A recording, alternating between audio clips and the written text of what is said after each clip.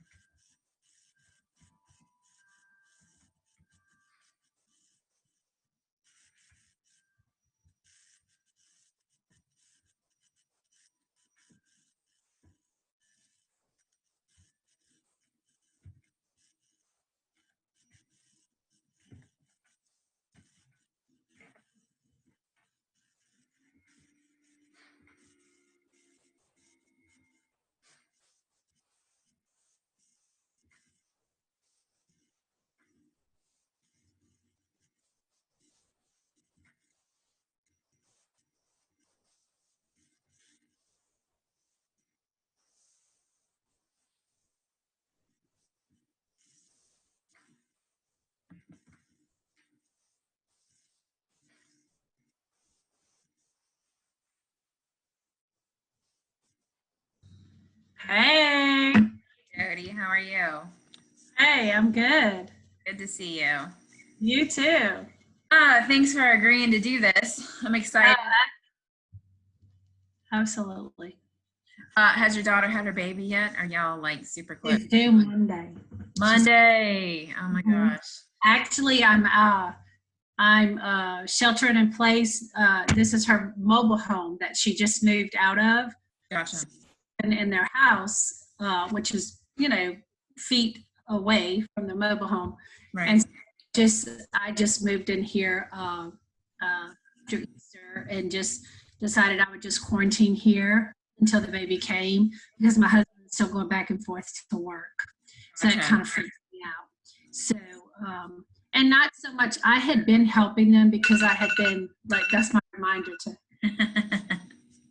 I had been self-isolating at home because my husband was still going back and forth to work. So I had moved kind of upstairs and we were social distancing and all that.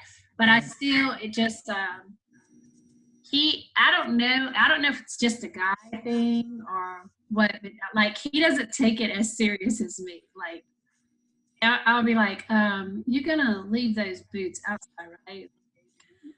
Like he doesn't, I don't know. I have the opposite. BJ's like, because he's a juvenile diabetic, he's like, how do I get to be part of that, special time when, elderly people and the high risk people can go into Sam's and whatever else. And so Right. He's the opposite. He's the opposite. I have done none of that. I have not gone into any stores or anything because I knew we had a baby coming. Right.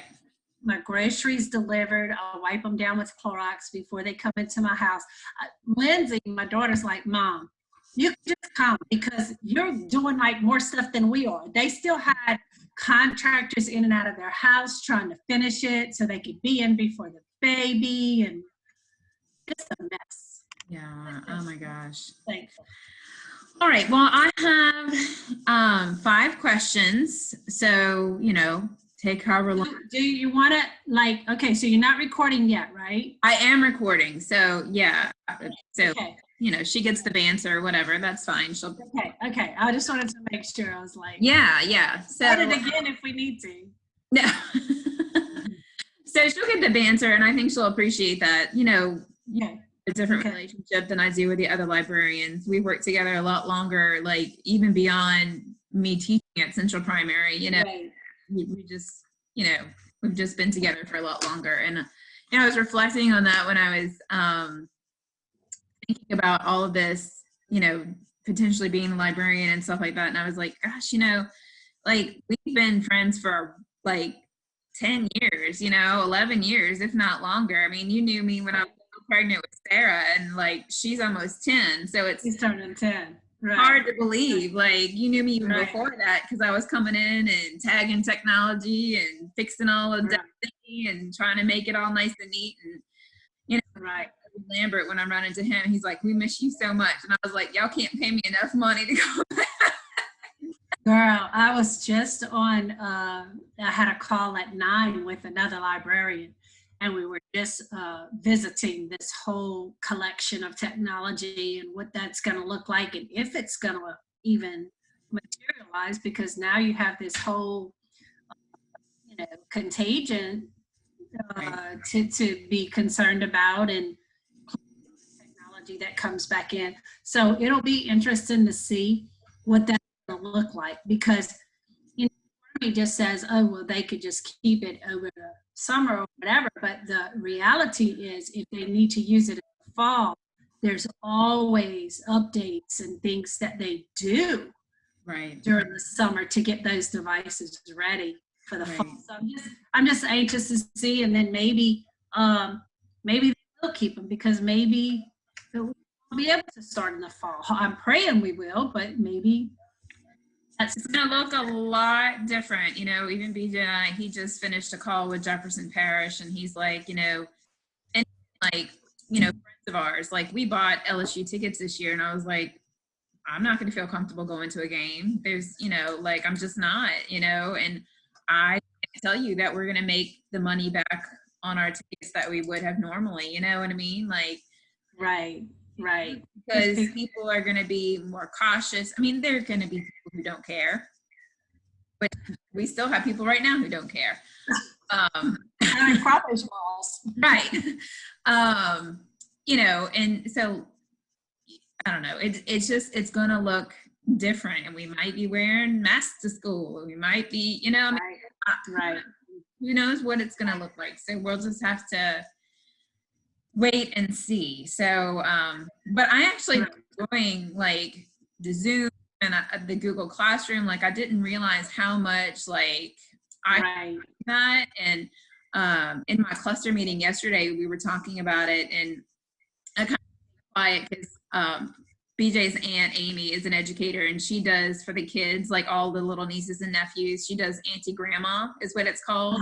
Science experiments with them, and so they were being kind of loud, but like I was like, oh my gosh, I could record a lesson. So like a kid who's sick, let's say, they can hop in real time and like ask questions, and there's so much that can be done with this now. And then like kids who are out a week because they have the flu or whatever else, I was like, they won't miss a beat.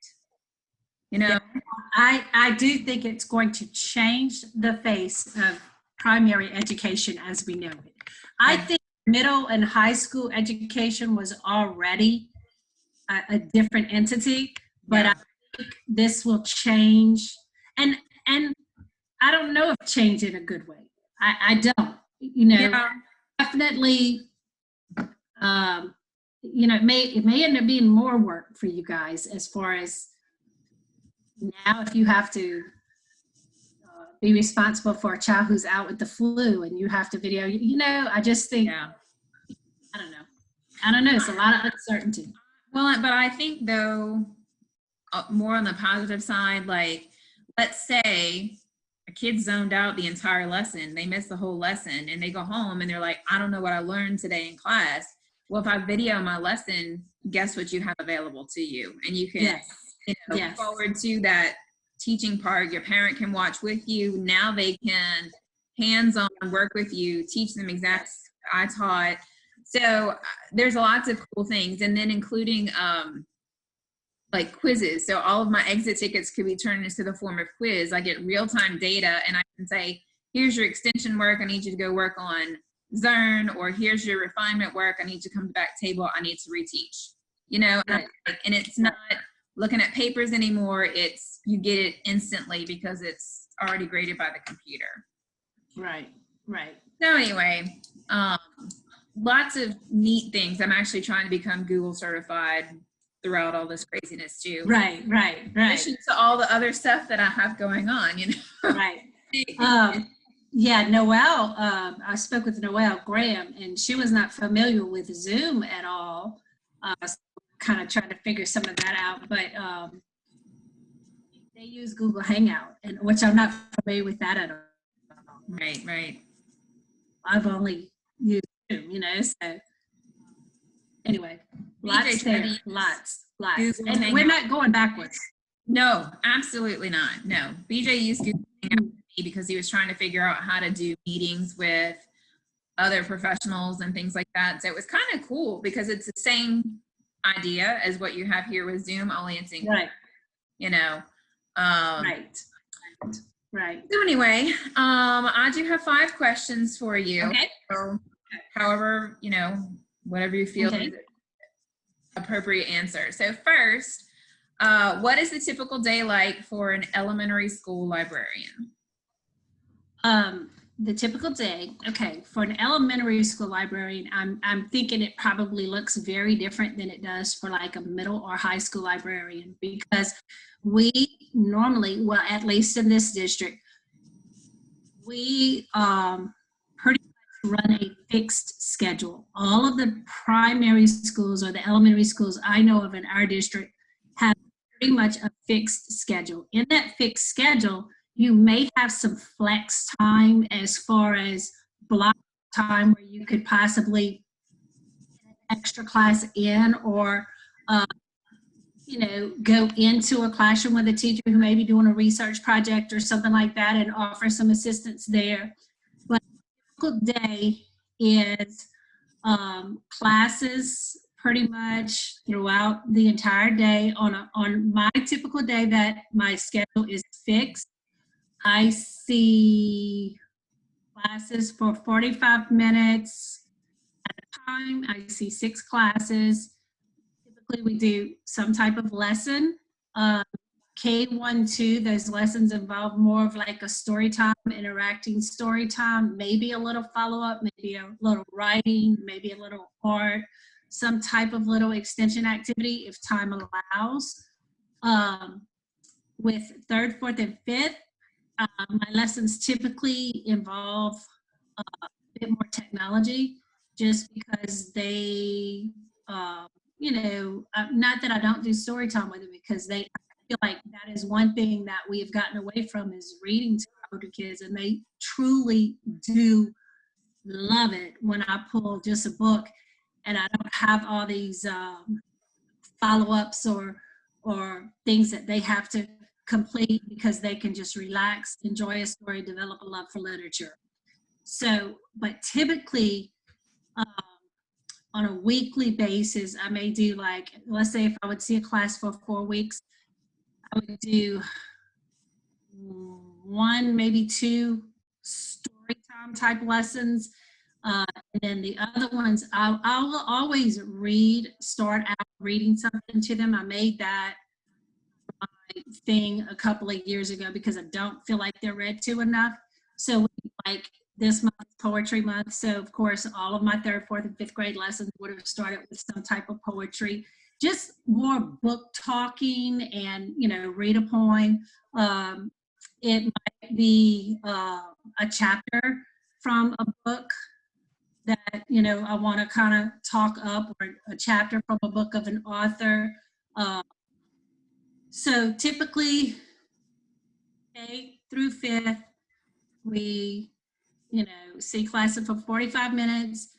They our lesson, if I have a lesson for K1-2, their lessons are usually a little bit more involved because it doesn't take them as long to check out. So we will do our lesson, they will work on their extension activity, whatever that may be, and then they will check out. Third, fourth, and fifth, I will always start out with some type of reading, even if our lesson is much more technology based. Let's say it's April, poem, discuss where our poetry books are, try to talk a couple of them. Then we might hop on the computer and use Destiny to look up some poetry books, learning how to use the catalog. If we're doing research like Black History Month, we did in February, we did a lot of research on Britannica and trying to decipher what is good information, what is not good information, or what is true information, what is not true information. I find with third, fourth, and fifth, again, I spent a lot more time just trying to get them to understand the research side or the nonfiction side of information, you know, like using the resources we have available. But even like with the fifth graders, you think like they're real tech savvy, but when you start getting down into some serious research on I don't know, maybe Ruby Bridges or Jackie Robinson, or I'm just thinking of a couple that we've done. Right. They don't really know how to do that. So just trying really hard in third, fourth, and fifth to the technology and information resources we have available, but also including just some good literature, because again, I think that these kids aren't, they don't get read to a lot. Agreed. And actually, this is the first year that I haven't actually read novels to my kids, only because curriculum long, science takes so long, and there's really just not wiggle room. You know, we're required to do the interventions in the morning, and then from birth you go right into your math lesson, from your math lesson you go right into your math lesson, and there's just not. The only class that would be able to benefit from that would be my afternoon class, just because sometimes they finish a little bit early, and it's killed me, because I'm like, oh, I love reading House on the Motorcycle, and I love reading. Yes. You know, I mean, they've loved it. They love it. They do. They love it. They loved BFG, and they just loved every bit of it. So absolutely. I've missed it this year. Okay. One other thing I wanted to mention, Christina, in the middle of all of that, like when you're teaching with your fixed schedule, you will have kids in and out with technology issues, since we deal with that too. And you will have teachers in and out sending notes because they're having technology issues. So really that is where my clerk really comes in, as far as managing that whole in and out situation, because again, it is important to them. They can't do their classwork if they don't have what they need to do their classwork. And so sometimes it is a matter of you have to stop what you're doing and deal with that right now. You know, teacher's getting observed and her projector just went out. That takes precedence over if I'm doing a research lesson, or if I'm doing story time, that I have to stop and address that if my clerk is off addressing something else. So absolutely, flexibility in there. Gotcha. Okay. So what is what is an example of a lesson or project students have completed in your library? Something that, like, I don't know, I think about Trey Vesey and like all the crazy things that he did, like that would win you an award per se, something that you felt like this was super awesome and I wish I could replicate it, 100 times over. Right. Well, in the past, one time we did a poetry slam. That was a lot of fun. I try, I used to like really be able to follow the curriculum. as far as what you guys are mandated to teach. But because of how teaching has changed the last couple years in integrating Common Core and in it's so individualized. So you may be here with this student and here with this student and here with this class and here with this class. So it became a lot more, once we adopted Common Core, it became a lot more difficult for me as a librarian to follow exactly or supplement exactly what you were doing in class, because I'm going to be quite honest, when I ask, you know, my first graders, hey, what are y'all learning about? Sometimes they can't tell me because I don't know if the, you know, whereas in the olden days, they used to be able to say, oh, we're learning about the solar system, or we're learning about, you know, so it's not always so skill-based now that I realized a couple of years ago it wasn't always easy for me to just pick up and supplement what was going on in the classroom, because also you might have had 5, 6 different teachers doing 6 different things. So at that point, I kind of just started my own, doing more thematic type units and lessons in the library. And I'll share this one. This was probably one of my successful, or one of my favorite ones in with this year. And it involved Black History Month, African American History Month. And so what we did was, of course, I had a huge assortment of books displayed, and our book talked, several of them in the introduction of the lesson, but we talked about, you know, a lot of kids are familiar with Martin Luther King Jr. And so that tends to be their safe zone. They want to always, you know, go back to that. And I'm like, you know, there are so many other great people that we really, in our history, that we really need to know about. And so I cut up a bunch of little slips of paper, and then we teach Britannica a little bit. We go through Britannica. There's a part of Destiny that is also web-based, so you can search websites through Destiny as well. So we did that. And then in Google Classroom, what I did was pre-made slides. So you kind of had a live interactive Google slideshow going, okay? So pre-made slides with all of the people that we were going to research with all their names. So I didn't, you know, because they tend to not want to read. They want to just go straight to the creating their slide thing. Right, right. So what we did was we opened Britannica, we opened Destiny, and like just 10, 15 minutes, we just read about our people. We read about our people. And we had discussions at the table. Share something with your partner that you learned about that you didn't, you know, people are like, oh, I never heard of Fats Domino before. Well, exactly, that's why we're doing this, so we can broaden our knowledge, so we can learn about some other important people in our history. And so they would share at their table, and then we opened Google Classroom, and they had to go to their slide.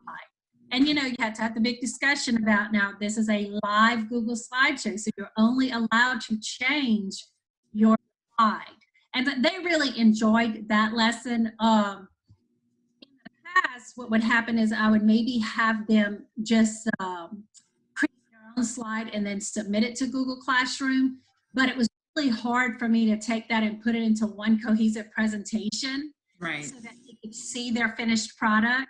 Mm-hmm. But doing a live slideshow, of course, you have to teach them a little bit about that, because they don't realize if you change the theme on their slide, it changes the theme on everybody's. So we had to have a couple of those conversations.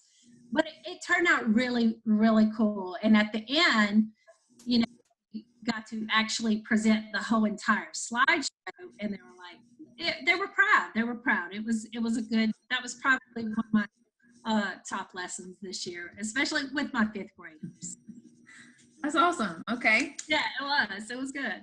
That sounds really cool. I can see like using that for applications too, like just beyond library. Like every time somebody says something, I'm like, oh, I could totally do that with like math, or I could do that with science. Like would it be for them like to have slides on, like we're learning about precipitation right now, and of course I had a crazy bunch of answers, but I was like, they could have a slide on rain and a slide on sleet and a slide on snow, and they could find pictures for it. And anyway, so it's cool to hear those different things and then go, oh, I could apply that to me. Easy, you know. Yes.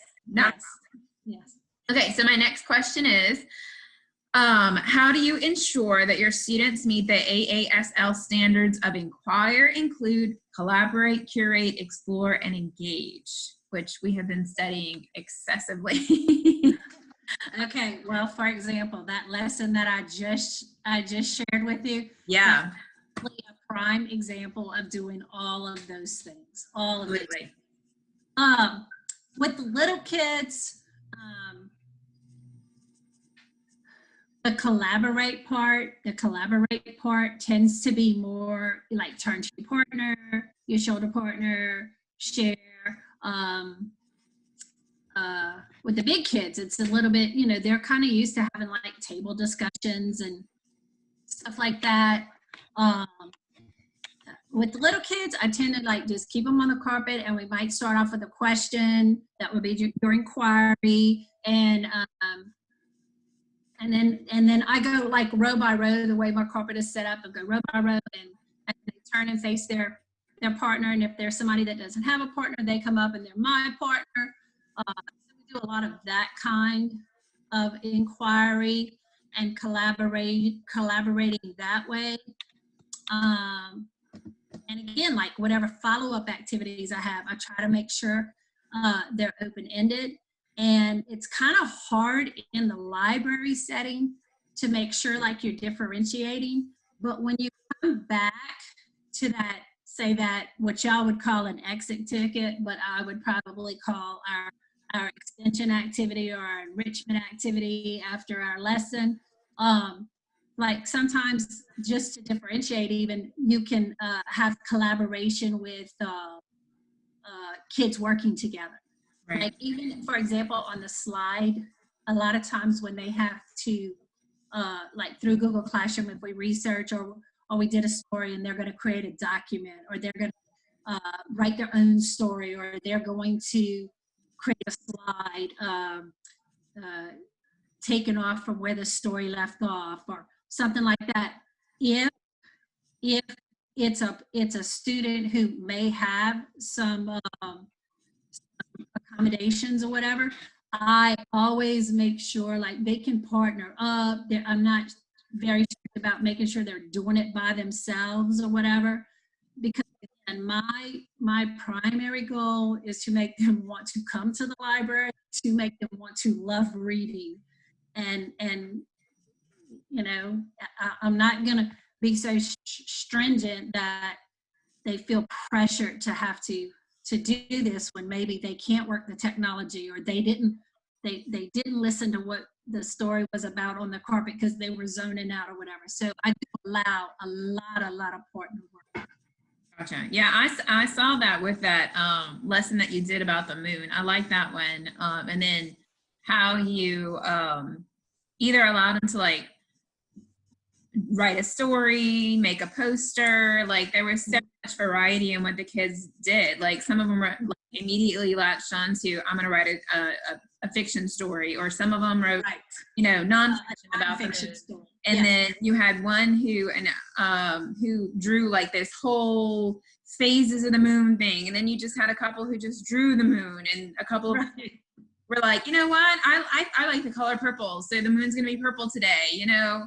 So I like the variety and the almost the freedom and open-endedness. Yeah, and then like I was like, gosh, the potential of that, beyond that, if you had more time, you could have just said, okay, you know, picked 5 or so and said, oh, I want you to share this, you know, I want you to share this. Just 5 of them. I mean, everybody wants to share.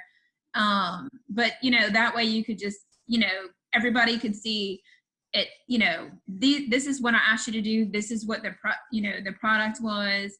And everybody's different and everybody thinks differently. And I always try to go back to that, even within like my class, like everybody thinks differently. That's why we teach so many strategies as much as the kids crazy. I'm like, everybody thinks differently. BJ and I have had several conversations about Common Core, and, you know, we always get a little my ruffles get a little ruffled a little bit when people are like, oh, it's the Common Core. And I'm like,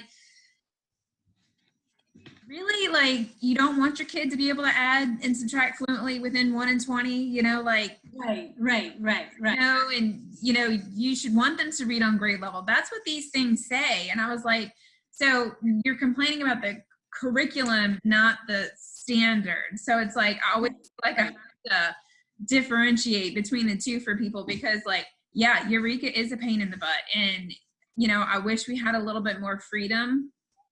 I know this is not library based, but I wish we had a little bit more freedom where we could say, okay, we're going to teach the standard algorithm, but kids who are not getting the standard algorithm, we're going to go and we're going to pull the place value chart, or we're going to pull the arrow way, or we're, instead of teaching all that and expecting them to learn it and decide for themselves, because second graders can't decide for themselves. They can't, and they're like, then they get frustrated and they're like, the whole, Right. It's overwhelming. and it's overwhelming. They can't make those decisions for themselves. They're just not mature enough to do that. And so if you were to present one way and they were not to get that, then you could say, okay, I'm going to pull this group. Now you are my place value group. You know, like, I know, almost looping with a couple of my kids this year, like, they're still not proficient with they're still not proficient with addition and subtraction. I'm like, go back to the place value strategy, the discs. They love it and it works fantastic for them. So I'm like, go back, do this. Right. All right. So my next question is, how are you assessed by administration or by the district? Okay. If you, our evaluation form is very, very, very different than the teacher evaluation form. And our evaluation form, if you've looked at it, it's a lot of things that are supposed to accumulate throughout the year. So what'll happen is I am required to be evaluated like twice a year. But what happens throughout our district is that may look very different for librarians. My administrators actually come in and sit down and you know, watch a lesson, or evaluate a lesson. But in that evaluation rubric that we have, it is so much more than just one lesson. It is like an accumulation of stuff. And even like communication with teachers and communication with students and communications with staff. And so what I started doing my first year, because it tells you in our evaluations, our rubric, it'll say as evidenced by. And so I basically have a binder.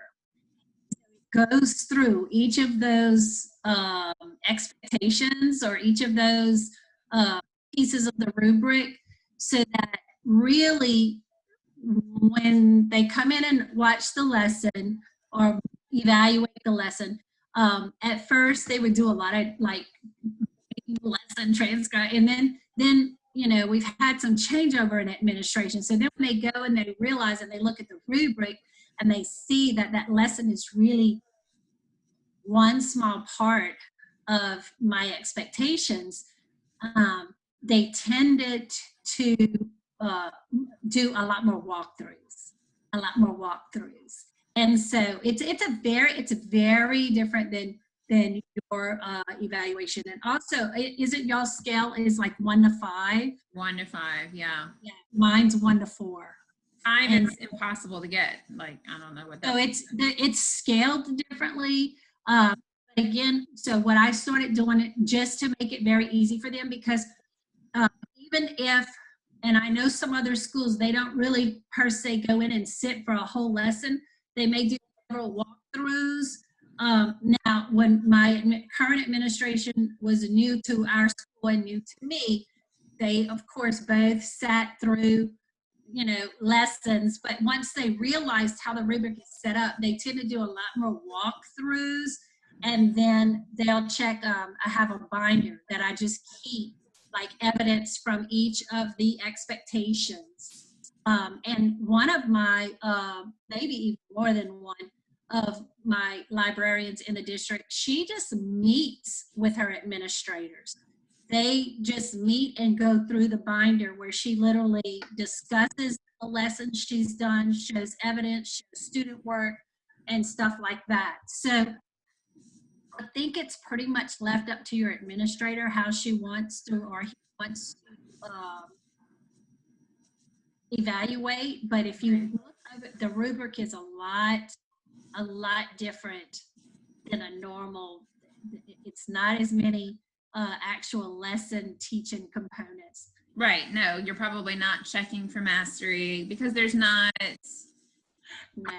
library standards per se, but they're different and they are different. I've looked at them. Yes. And you know, Yes. thinking Yes. about the AASL standards with the explore, like I feel like those the include, inquire, collaborate, curate, explore, engage, like even when like I've started the process for Google certification, and like even within like learning in cluster, I'm like, oh my gosh, like all of this stuff that I'm learning right now like can so be applied to the classroom. Like I wish like I could give some of these books to my teachers, because I'm just like, they would get so much from this, you know, beyond here are your standards, here's this, blah, blah, blah. Like, Right. There's so much like, hey, this is how you get them to do this. And, you know, when I look at, you know, the, those AASL standards, like they have just even breakdowns of what the kids are expected to do, what it looks like with the librarian. And you might not go past number 1 with those kindergartners because that's where they are. But, Right. you know, Right. graders are going to get all the way to number 3. Yes. So depending on where they are. So I think that's really cool. And yeah, I could imagine that it wouldn't be the same. No. Really, No, like, not at all. I wish ours were more walkthrough too, because you know, you get a glimpse of a day. I mean, it's just like taking a LEAP test. However you're feeling that day, however that kid is feeling that day, they could have missed the bus, and mom and dad could have been screaming. I could have been up all night with a child who had a nightmare. Right. Exactly. Exactly. And as prepared as I am, it could just be Exactly. a train wreck, you know? So it is a lot different as far as the evaluation part. A lot different. And there's a lot more, like I tell people, like there's a lot more managerial parts that sure, like with budgeting and digital subscriptions and curriculum materials and stuff like that. right. So some of that is even on there. That Gotcha. And I do look for them to redo the rubric that we're currently using. Within our district, or like for the state? Within our, well, our state. I do, because they, you know, the new guidelines came out, I think like a couple years ago. They had not updated those in several years. And so I do look for some changes to come as far as that goes. But again, if they don't give you control over your schedule, you're very limited as far as the access you have to the children. Right, absolutely. Now, one of the things that, and this is outside 5 questions, but one of the things that I've been reading is like getting involved with PLCs. Has that been something that you've tried to do with our school and been successful with, or just, you know, it really has been more challenging than? And that was another reason, going back to like how I just kind of started having to do my own thematic type or author studies or whatever, because I never had, when the teachers are meeting, I normally have their children. So Gotcha. I have a separate PLC with librarians that feed East Ascension and Dutchtown. So we, as primary librarians, meet once a month, and basically our PLCs involve some planning, as lesson ideas. What are we doing that's worked and not worked, and that type of thing. And it also involves a lot of management. How are you guys going? What procedures are you going to put in place for this? How are you going to collect this? What are you going to, asset inventory end of the year, and so a lot of that kind of stuff too. But so I do not have a lot of time to meet with teachers. I do feel like before we went to the model that I did have a lot more time to meet with teachers. Gotcha. Okay. All right, last but not least, what advice do you have for new and aspiring school librarians like me? Oh, okay. What advice? Okay. Definitely you have to be your own advocate. One of the things I am really bummed about this year, and I didn't push it because of my personal circumstances with my father's illness and stuff. Right. But second grade as a grade chose not to come and do the weekly book exchange. So they're only exchanging every other week. And we were going to get to checkouts, but of course COVID came and that kind of went by the wayside. But you gotta get those teachers on board to get those kids in. It's kind of an oxymoron, like teachers or administration are not pleased with reading scores, but the one place they can come and learn to love reading is the library. And I'm not allowed enough access. Right. Advocate for that access, even if it means being very flexible. For example, on the weeks that had early dismissal on first grade checkout days, or the weeks that the nurses took the library, we went in the first grade hall and set up tables and had a library in the hall, and just giving those kids as much access as possible. So definitely advocate, badger your teachers. Hey, I want to see your kids. Hey, I want to get your kids in for story time this week. Hey, can I come in your class, do a lesson? Because this is just one small case in point. Okay, so we were down to a 2-day enrichment schedule. So I had first coming in on Tuesday, second coming in on Mondays, and we had 2 days of enrichment schedule. And so my Fridays were mainly pre-open, which is when I was going to start pulling pre-K, and I always get pulled for meetings on Fridays. But at the middle of the year, if you remember, they changed the schedule and they were only going to go down to 1 day of enrichment, and it was because the reading scores were low, and that was a really tough pill to swallow. Came to me, I was like, okay, so you're telling me reading scores are low, but the thing you're taking away from kids is their access to the library, Right. So it was really hard. It was really hard. But I was at a place in my career where, of course, I'm on my way out. I'm not going to make a lot of but you want. Yeah, you really got to advocate. You want those kids in there. You want those kids to have access. That's why I try my hardest to be open every morning for third, fourth, and fifth. On Friday mornings, the kids who would miss, like first and second grade, who missed their checkout day, send them in on Friday mornings. But giving them access and just fostering that love of reading. If it's and your motivational reading programs, find what works for you. We were already an accelerated reader school when we moved over, and I had pretty good buy-in from the teachers. I do most of the work, so it's very little work for them. Some schools don't operate it like that. Teachers have to set their own reading goals and stuff like that. I took that on because, again, I didn't want to put something else on the teacher's plate, and I wanted it to be motivating for the kids. It's very expensive, and if it's not used, we're going to lose it. I'm surprised we haven't already lost it. So always have a backup plan of, okay, what do school-wide to motivate reading. So some of the other things I have taken on is doing the Louisiana Young Readers Choice Program. Again, exposing them to some great literature, and getting those voting machines in there, letting them vote. I did that with third, fourth, and fifth. That's kind of where my November and December lessons are geared around, those books.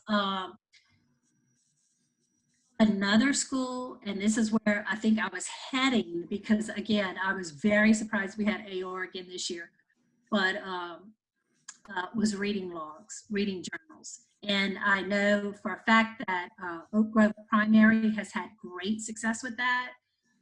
So, you know, two things for a new librarian: advocate access for your students, and find some way to motivate them. You know, and AR worked for us because we did these elaborate reading parties, but you got to get your teachers to buy in. You got to Absolutely. It doesn't matter. You can just try to make it as easy for them as possible, because they're busy. I gotta tell you though, like being in the library in the mornings for me, like with the kids and getting them doing things and teaching them the stuff that I did with Destiny, and then moving into Encyclopedia Britannica, like, you know, most of my homeroom did not need bursts. Like I might have had 4.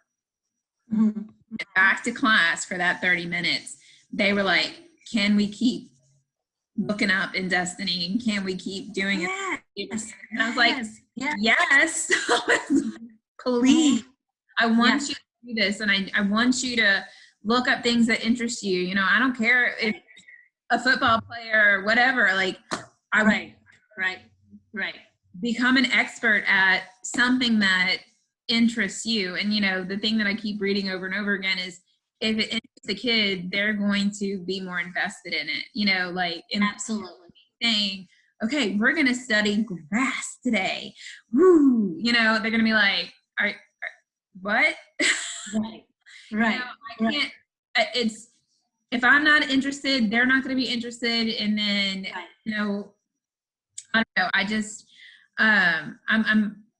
I watch my kids do that auntie grandma thing with BJ's aunt, who again, she's been a special ed educator for a long time, and do all these little experiments with them. And then at the end she'll go, by the way, this is an example of blah, blah, blah, centrifugal force, or, and I'm like, right. Authentic teaching. This is what it actually looks like, you know, without a curriculum, without a, you know, she was given a topic, she did the research, she came up with some small things, she spends maybe an hour, and they learn so much, and it's fun. Right. And I'm just like, you know, I've been listening to a couple other library interviews that my professor has done as examples, and I'm like, my gosh, what great ideas, and I'm writing all this stuff down, and I'm like, oh, you know, I would love the opportunity to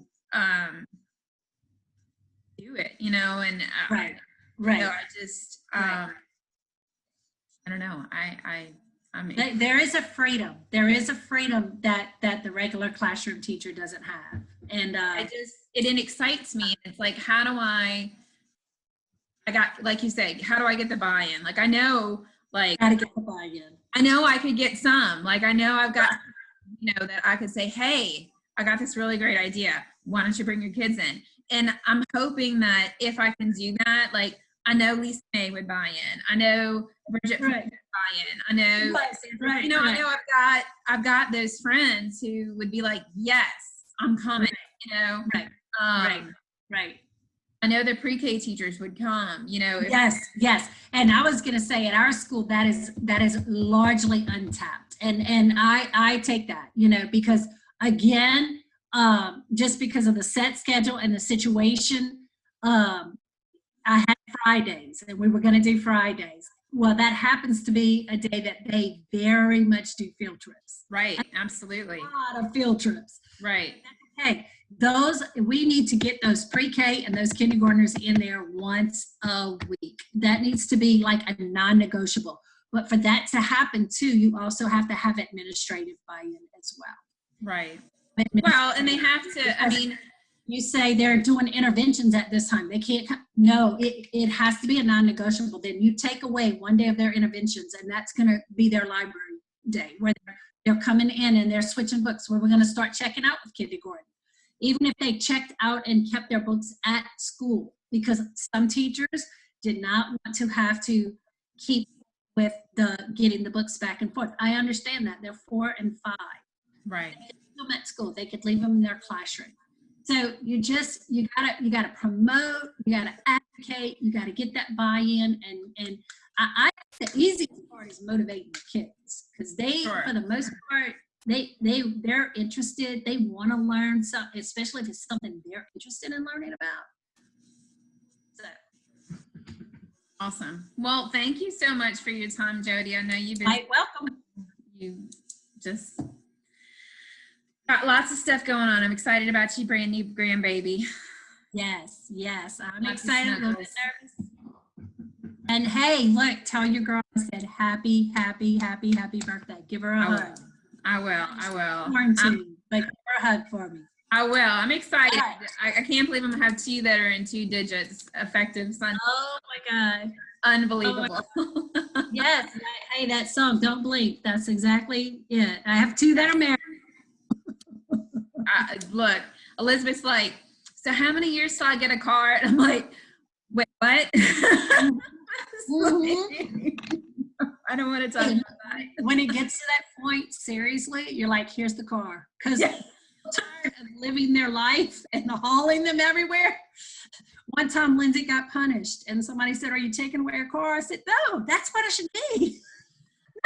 I gotta tell you though, Jody, like, you know, I've had ups and downs as far as like, you know, being stuck at home, and like when I go out in the car, I, you know, have to drop off like something in the mailbox because the mail's already come. I'm like, oh, thank God. But then at the same time, I'm like, I don't have to drive kids to piano lessons. I don't have to drive kids to religion. I don't have to drive them to dance 3 nights a week. I'm like, we've been outside. This is what my life could be. Like, oh my gosh, it's been wonderful. And like there are other moms who are like, I don't know, they thrive on the craziness. Me, like, sleep in the car because I was so exhausted. Like, BJ come and knock on the window and he's like, are you okay? I'm like, I'm fine. I just need 10 more minutes.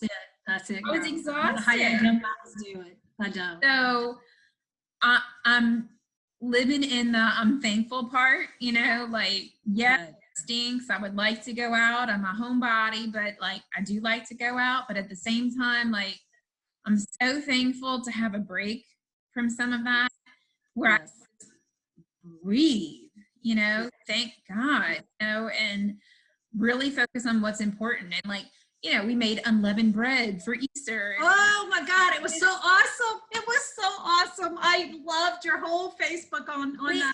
Would have never done that because I just don't have time, you know, I don't have time to invest the research and do those things. And, you know, we paintings and we've, you know, we've just done so much more because we've had time. And it's just like, absolutely.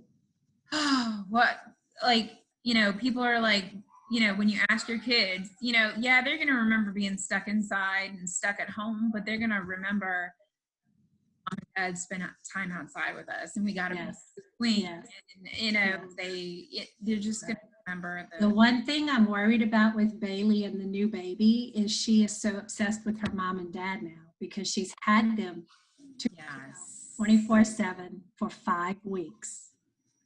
5 weeks.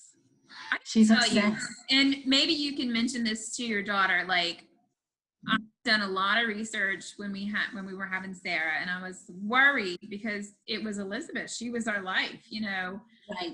Right. And when we had her, I mean, I guess she's not going to get to do that necessarily, but like when they come home, because she's not going to get to go to the hospital, see the baby, but when they come home, your daughter doesn't need to be holding the new baby. Her arms should be open for Bailey. Yes. You know, they're open, they're free, because then she doesn't feel like she's been replaced. And Bailey has her own opportunity to hold. His name's Jake, right? So then she has her own special time. Like, so when I was in the hospital, I said, I want all of these tubes off my body. They're like, you know that if you need more, I was like, I don't care if you have to prick me again, but these will not be in my arm when my child comes in this room. I don't want her to like, yeah, you know, I don't want her to be scared. I don't want her to be like, what's going on with mom? She must be sick. Yeah. Take them out. She's coming in like 30 minutes. And I was like, I don't care if you have to stick me again later. That's fine. Right. She will not see that. And so then Sarah was in the bassinet at the bottom of the bed, and Elizabeth came and sat in my lap, and I loved on her and I hugged her. And then we placed Sarah in Elizabeth's arms as if she was the first person to hold Sarah. Aww. And like her face, like just, I mean, I have the most precious pictures of that. And so the same thing happened with Abigail. Like, they were a little bit older at that point in time, but Elizabeth and Sarah are so close in age, about 2 and just some change, that I wanted just her to know, you know. And then there were special gifts from the baby, like goodies, and you know, so it was almost all about her.